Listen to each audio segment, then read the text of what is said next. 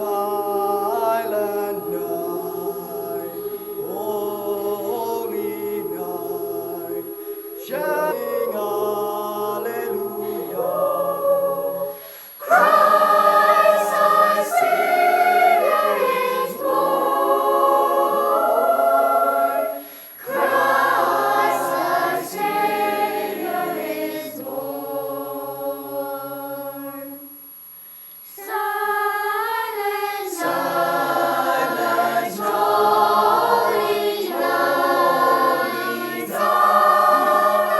Son of God, through love's pure radiant beams from thy holy face, with the dawn of redeeming grace. Jesus, Lord of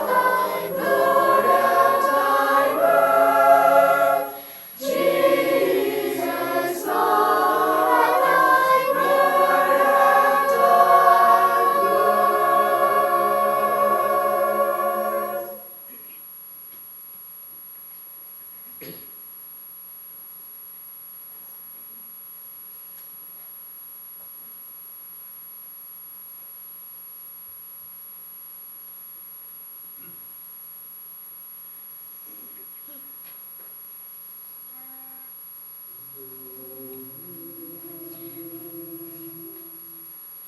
For unto us a child is born, unto us a son is given, and the government shall be upon his shoulder. Unto us a child is born, and his name shall be called Wonderful Counselor, the mighty God, everlasting Father, the Prince of Peace.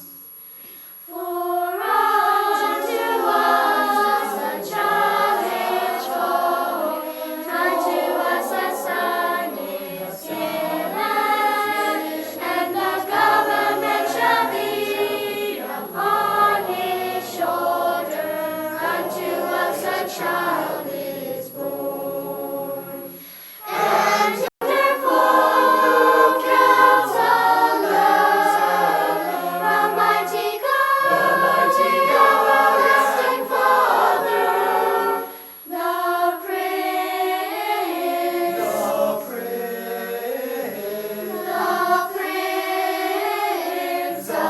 Peace.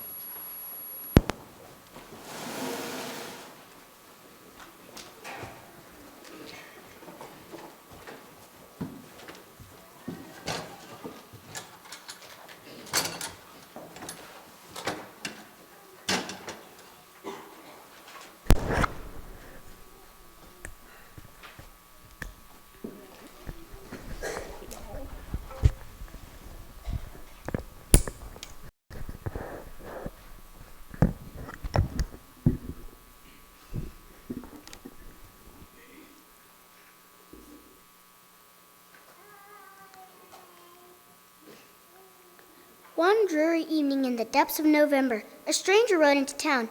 He stopped his horse in front of a lonely storefront. The windows were boarded shut and the door was locked fast. But the man looked at it, smiled, and said, "It will do." All through the gray short days and the long dark nights of November, the man worked. The townspeople could hear the faint pam, pam, pam of his hammer and the snish, snish, snish of his saw. They could smell the sweet, clean scent of new lumber and the deep, oily smell of new paint. But no one knew who the man was or what he was doing. The mayor hoped he was a doctor to heal his illness. The young wives hoped he was a tailor to make beautiful dresses. The farmers hoped he was a trader to exchange their grain for goods. But the children had the strongest, deepest wish of all, a wish they did not tell their parents, a deep, quiet, secret wish that none of them said out loud. No one spoke to the man. No one asked if he needed help. They just waited and watched and wondered and wished. But one small girl watched and wondered, waited and wished, longer than she could stand, and one snowy day she knocked at the stranger's door. "Hello," she said. "My name is Lucy. Do you need some help?" The man smiled warmly and nodded. Then he opened the door and Lucy stepped inside. A long counter ran down the side of the room. Bare shelves filled the opposite walls. In the back were dozens and dozens of barrels and crates. "Could you help me unpack?" the man asked. Lucy's heart sank at the sight of all the boxes. What if they were only barrels of nails and bags of flour? But she removed her dripping boots and hung her coat on a peg. On stocking feet, she crossed the rough wooden floor and knelt beside a crate. "Please, open it," the man urged. Slowly, Lucy put her hand into the box and pulled out an object wrapped in tissue. Round and heavy, it almost slipped through her fingers. Lucy trembled a little as she unwrapped it. It was a glass jar. Lucy gave the man a puzzled look. "Go on," his nod said. So she unpacked another glass jar and another, till she was completely surrounded by jars of all shapes and sizes, tall and thin, round and squat, jars with lids and jars without.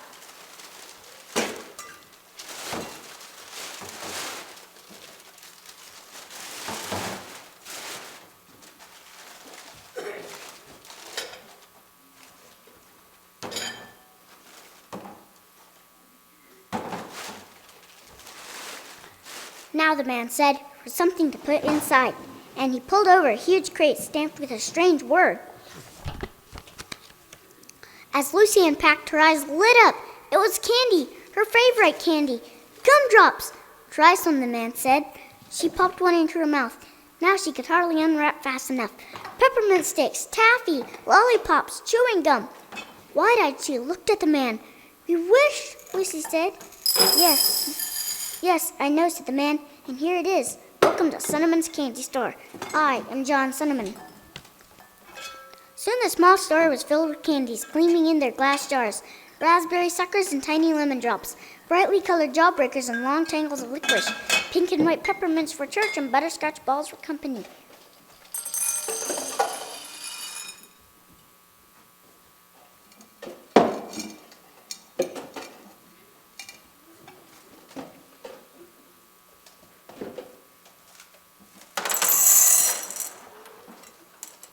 Package in the very last crate was a candy Lucy had never seen before, a red and white striped candy stick with a crook on the end. "What is this?" Lucy asked. "This," Mr. Cinnamon explained, "is a candy cane. It is a very special Christmas candy." "Why?" Lucy asked. "Tell me," Mr. Cinnamon said. "What letter does it look like?" Lucy took the candy and turned it in her hand. "J," she said. "Yes," Mr. Cinnamon smiled. "J for Jesus, who was born on Christmas Day." "Now turn it over. What does it remind you of?" Lucy turned the candy in her hand. She peered down intently. "I know," she said finally. "It's like a shepherd's staff. Who were the first over their flocks by night?" "But Mr. Cinnamon, what are the stripes for?" Lucy asked. The man's eyes grew sad. The prophet Isaiah said, "By his stripes we are healed."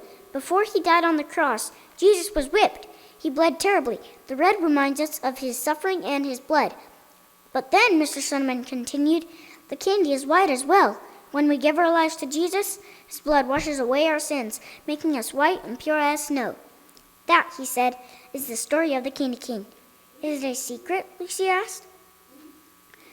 Mr. Cinnamon looked at her for a long moment. It's a story that needs to be told, he said. Will you help me share it?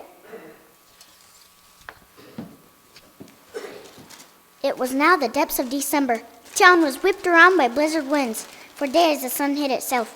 But every morning, Mr. Cinnamon and Lucy ventured out. They wore heavy woolen coats and bright hand-knit scarves. And in their stiff mittened fingers, they each held a bag. They went to every house in town. They traveled to every farm in the country. They knocked on every door. In every home, they told the story. They left a small gift and they gave an invitation.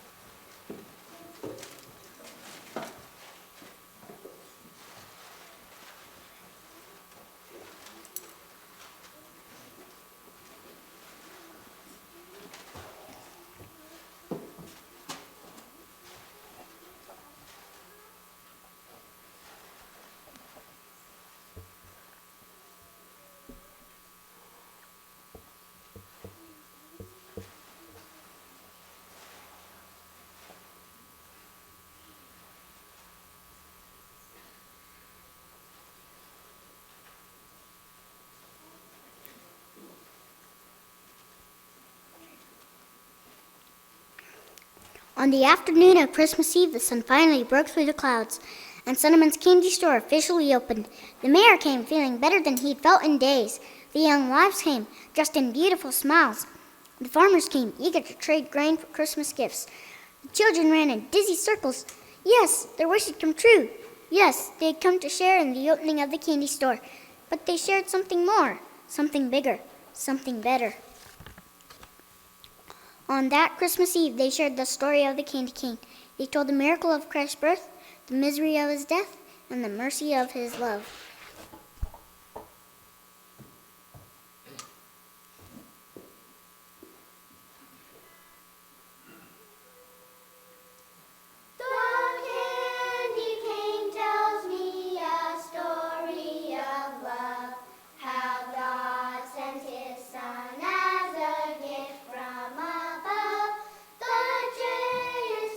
Jesus, my Savior and friend, He gives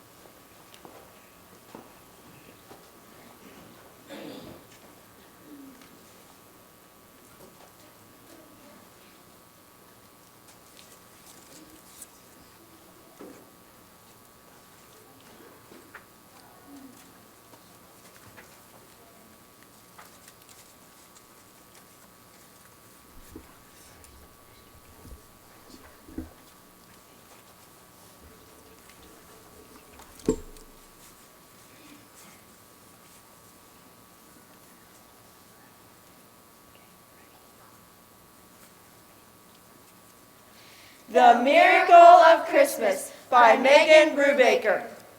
Good evening, fellow letters of the alphabet. As you know, we have gathered here under the cover of darkness because each one of us feels that we've been treated unfairly. You've got that right. I'm overworked and underpaid. I do this and I do that. I'm worn right out. Mr. Wright, please try to keep the interruptions to a minimum if you can. I apologize. Now back to business. All seven of us feel strongly that we've been mistreated, and we are considering going to drastic measures to escape from abuse. Who's with me? I. Now, well, yes, Mr. Wright, thank you for your support. Now, some of us have already talked, and we feel that the only option we have is to leave the alphabet. It means being homeless, of course, but it might be our only option. I agree. I'm exhausted. You would not believe how many times I get used in a day. Tell us about it. Where do I start? Between Christmas carols, Christmas concerts, Christmas cookies, Christmas candy, Christmas choirs, Christmas cards, and Christmas candy canes, I'm overused. Then there's the chocolate, the cheese, the chestnuts, the charities, the chimneys, and the chattering children. And the celebrations, ceremonies, cider, and cinnamon. It's tiring, eh? I'm so glad you see what I mean. I do. The way we're being treated isn't fair. No other letters get asked to do as much as we do.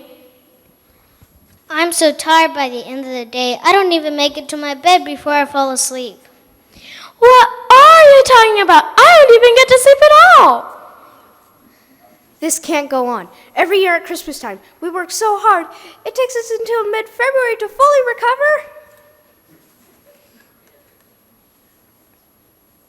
He's right, eh? Something needs to be done. Which is why we have met to discuss this. But we need to be careful. If we make a hasty decision, it could spell disaster. Yes, Mr. Y was invited, but he chose not to come. He said it wasn't ethical. I don't understand why.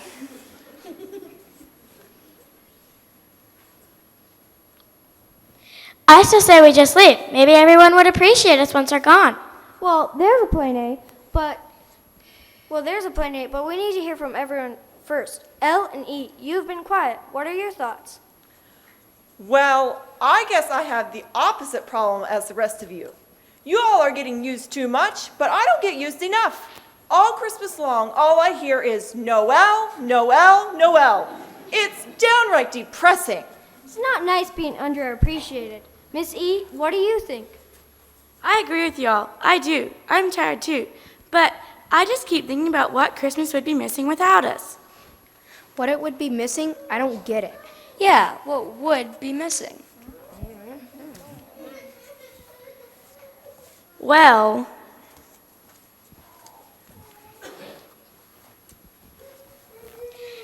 A! I. C. If we left, we would take the miracle out of Christmas. and without the miracle, we wouldn't have Christmas. You know, I think Miss E is right. Maybe we shouldn't be so quick to complain. Christmas isn't really about us, after all. He's right, eh? It's about the miracle of God loving us. The miracle of God sending his son. The miracle of Jesus being willing to be sent. The miracle of him becoming a human. The miracle of that kind of love. The miracle of Christmas. The miracle of Christmas. God developed into a human being. There was a moment when God, who is timeless, existed in a being that was only a few seconds old. There was a time when God, who is infinite, was contained in a being that had a lifespan. He squeezed his glory into cells, tissues, and organs. And the one who holds it all together chose to be completely dependent on another for 9 months of his life. As Jesus' human body developed, his every breath, every heartbeat, every source of life came from Mary. And all the while, her every breath, every heartbeat, and every source of life was coming from him. There's an absolutely amazing thing about God. When God sent his son to earth, he could have sent him as a full-grown being who could take care of himself. But no, He started the same way that each of us did. Small, helpless, and incomplete, He entered the world exactly like every other human being. with nothing to offer except ourselves. Except in his case, offering himself was offering everything, He loved us enough to become like us. so that we could learn that we need to become like him. He humbled himself enough to exist in a dependent and helpless child. so that we could learn that nothing he asks us to do is beneath us, He lived a holy life in a world full of sin and heartache. so that we could learn that our surroundings do not have to define who we are. As John put in John 1:14, The Word became flesh and dwelt among us. We have seen his glory, the glory of the one and only Son, who came from the Father, full of grace and truth. And that is the miracle of Christmas.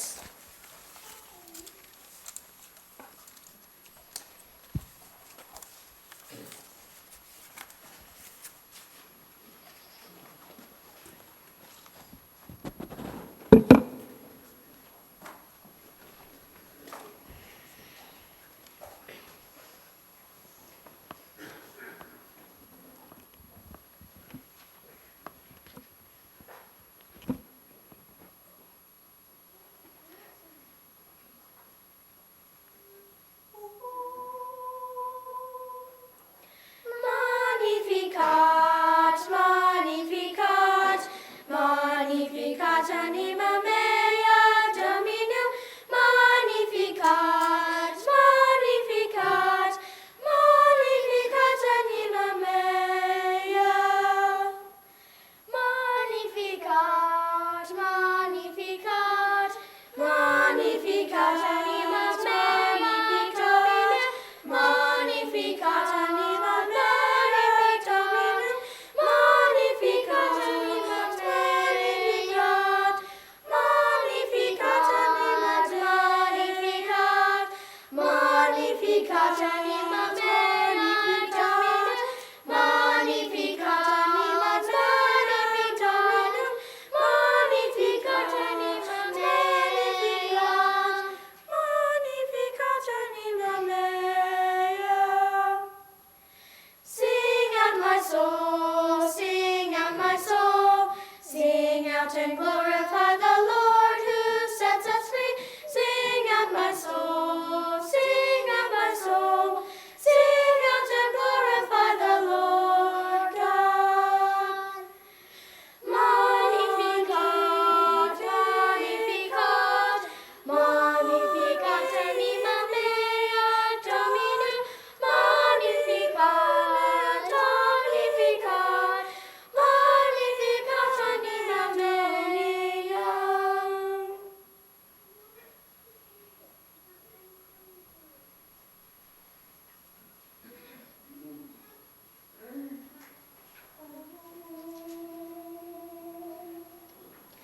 On this day I shall ring with the song children sing to the Lord Christ our King, born on earth to save us. Him the Father gave us. Ideo, oh, oh, Ideo, oh, oh, Ideo, Gloria in excelsis Deo.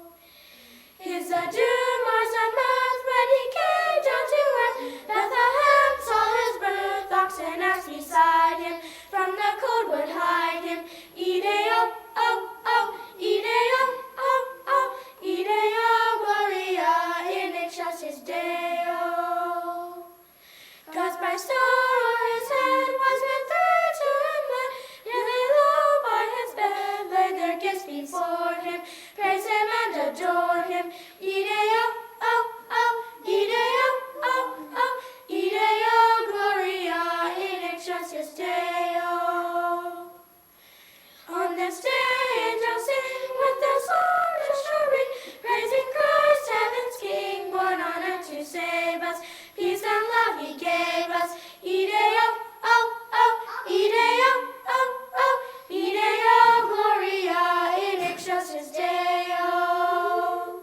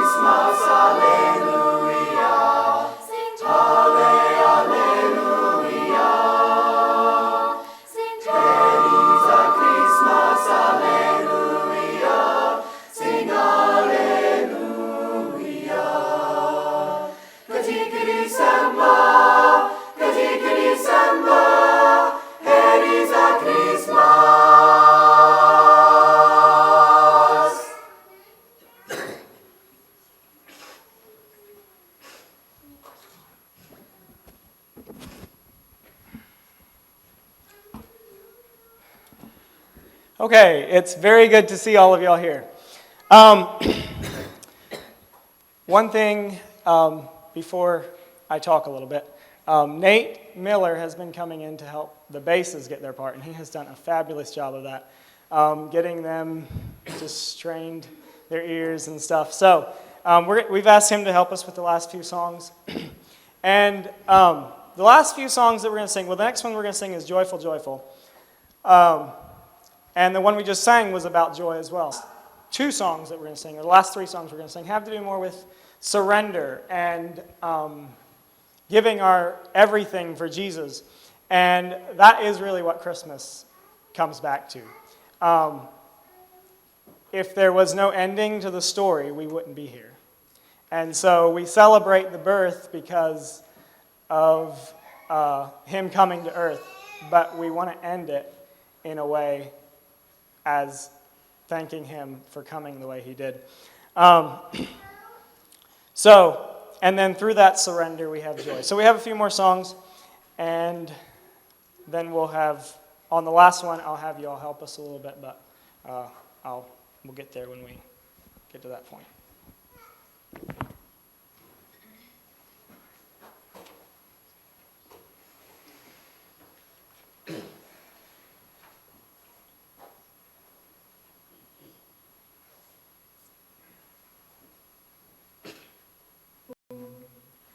Joyful, joyful, we adore thee, God of glory, Lord of love, hearts unfold of, melt the clouds of, giver of immortal gladness, fill us with the light of day. All thy rays, stars and angels sing around thee, center of umbrella, flowering meadow, flashing sea, chanting voice in thee. Mortals join the happy chorus which the morning stars began. Love divine is reigning o'er us, finding all within his span. Ever singing, march we onward, victors in the midst of strife. Joyful music leads us.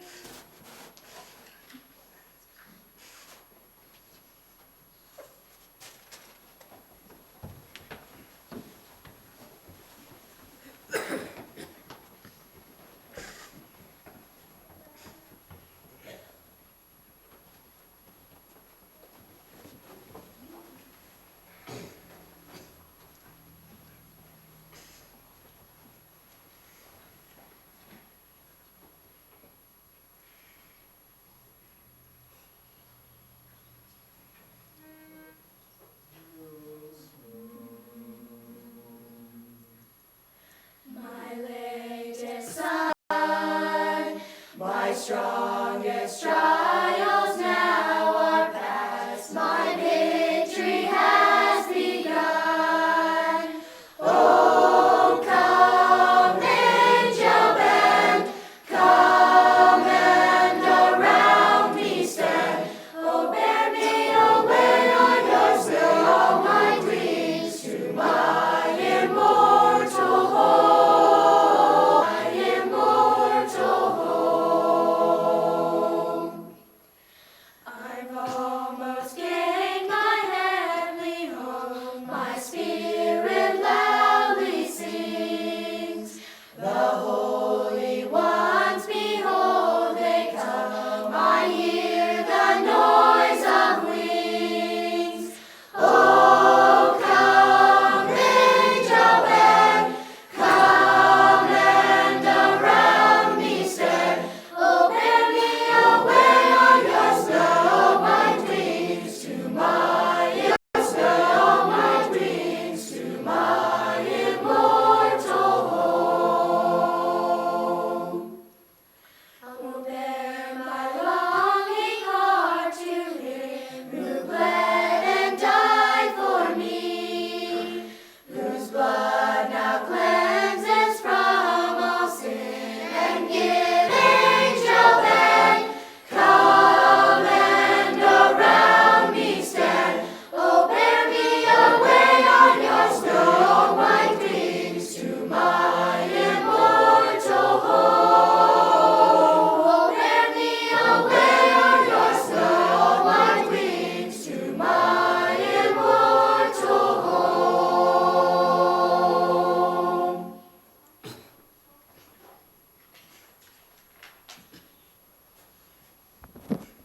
Okay, I don't know how many of you know the last song that we're going to sing. It's fairly simple. So, on the last time through the chorus, I'm going to turn around and go like this, and that will be your cue to stand up and help us sing this. So it's pretty simple. We'll just the words are there, and you'll catch the tune pretty quick if you don't know it. Once again, thank you to all of you for coming out.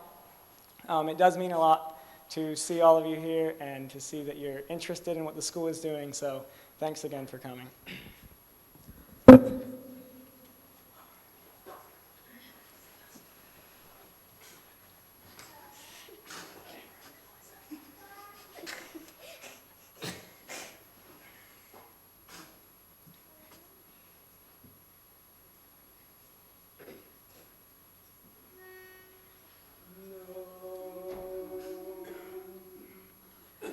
I have heard how Christians long ago were brought before a tyrant's throne. They were told that he would spare their lives if they would renounce the name of Christ. But one by one they chose to die. The Son of God they would not deny. Like a great angelic choir sings, I can almost hear their voices ring. I pledge allegiance to the Lamb, to honor his commandments. I pledge allegiance to. The years have come and the years have gone, and the cause of Jesus still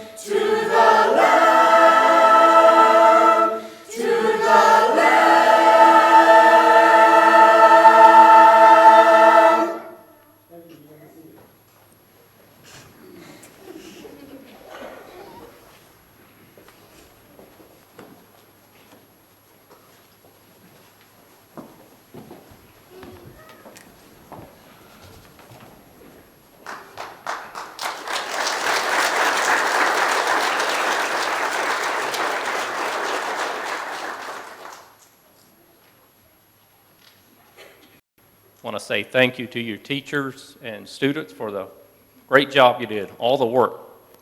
You know, we came here. Thank you also, everyone, for coming out and showing your support. I just want to say thank you for how you brought out how we are called, how God is calling us to surrender our lives to Jesus. I had to think inside of a human being He created, and I marvel at that. But even beyond that, I marvel at how He's calling everyone. His desire is to live in my heart. His desire is to live in your heart. Not as a helpless baby, but as Lord of our lives. And as we think of that, I also had to think of His invitation that He gives. Behold, I stand at the door and knock. If anyone hears my voice and opens the door, I'll come in and sup with him and he with me. That tells me that His desire is not to live in my life just to tell me what to do, but He desires fellowship with me. And for those of us that love coffee, I have to, think of sitting down with your friend and drinking coffee. That's the picture I get. So we're also serving a snack this evening. Everyone is welcome to stay and enjoy the food and fellowship. So at this time, we will stand and I'll have a closing prayer and a blessing on the snack, and then you can consider yourself dismissed. Dear Lord, we again thank you as we enter this season known as Christmas for coming as a baby, but also for the finished work. You didn't stay there. You finished the work that you were assigned, and we thank you that we can follow your footsteps. We thank you that you showed us the way to a relationship with God, and I just pray that our desire would be to follow you in every area of our life. I also want to thank you for the